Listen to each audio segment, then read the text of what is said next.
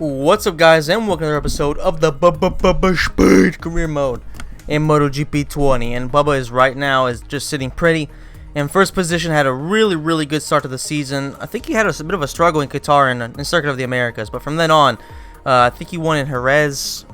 Probably no, he won in Argentina. I think won in Jerez and won in Le Mans. So right now, I think that's 3 wins in a row.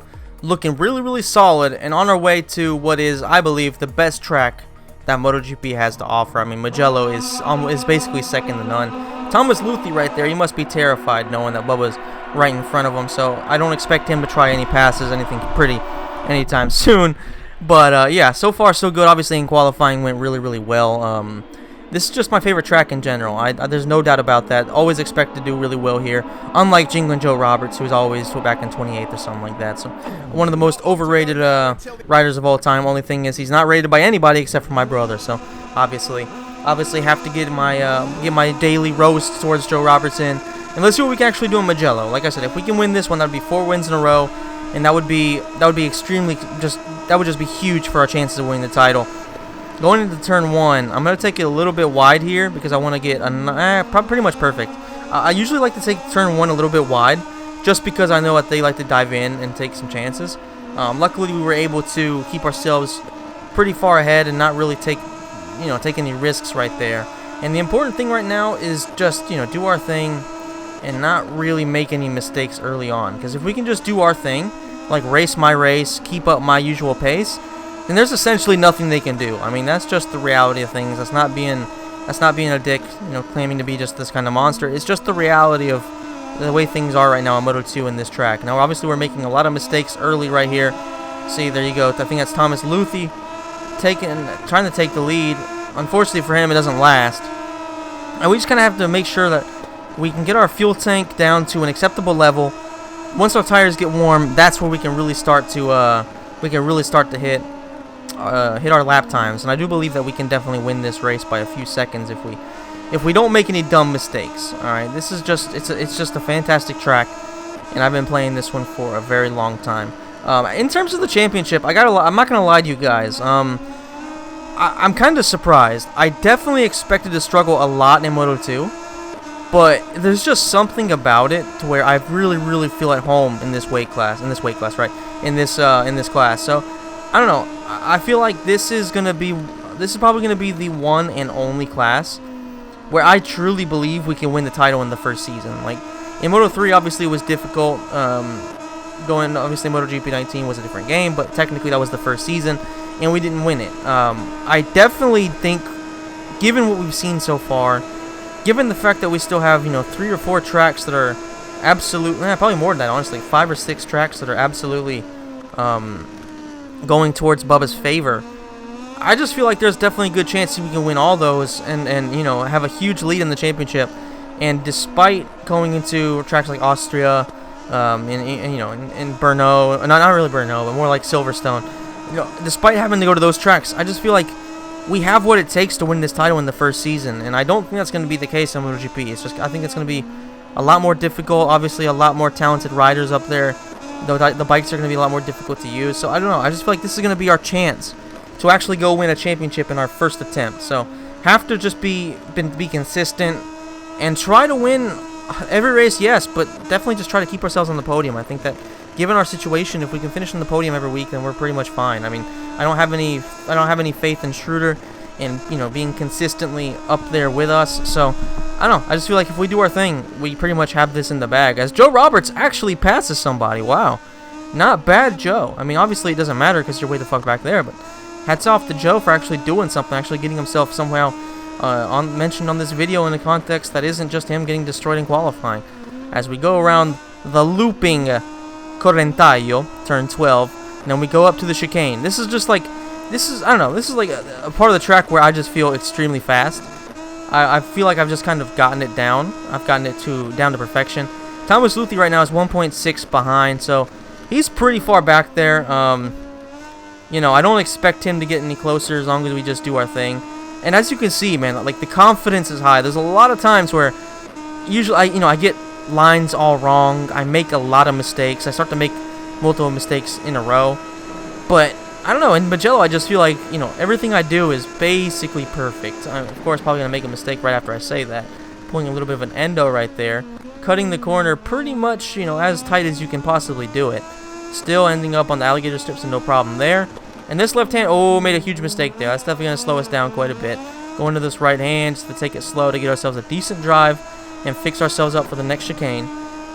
For me, like, these are the only turns that in the entire track that can sometimes, you know, screw me over. This and the right-hander that's coming right after this one as you hit on the throttle. And then it's a tricky one because in past games it didn't seem like it was as downhill.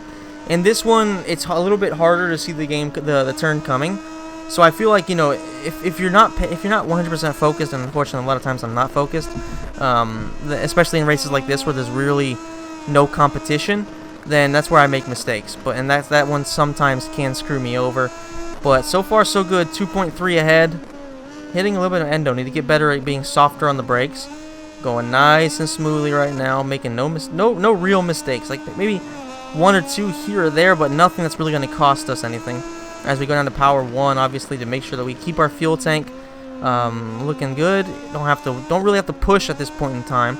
We already have a 2-second lead. And we can just continue to build on it if we play our cards right. Going through the chicane. Very, very close to getting a penalty there. I'm not going to lie to you guys. That was a little bit too close for comfort. 2.5 seconds ahead. I mean, we're looking really, really good. I mean, it's like very consistent right here with our riding. Not the best right there for that last turn. That is very true.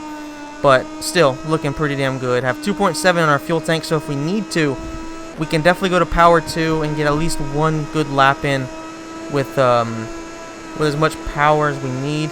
Schroeder right now is 4th, so obviously he's not doing very well in this race. Marini's right there, and obviously Thomas Luthi, who probably wants to avoid us like the plague. He's in 2nd.